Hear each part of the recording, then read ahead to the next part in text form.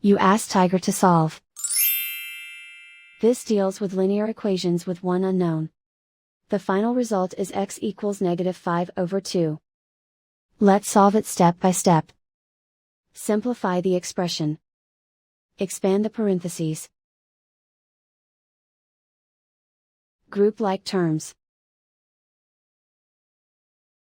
Simplify the arithmetic.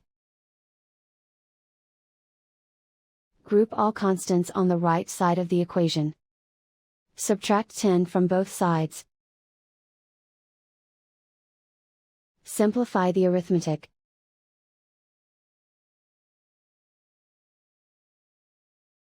Isolate the x.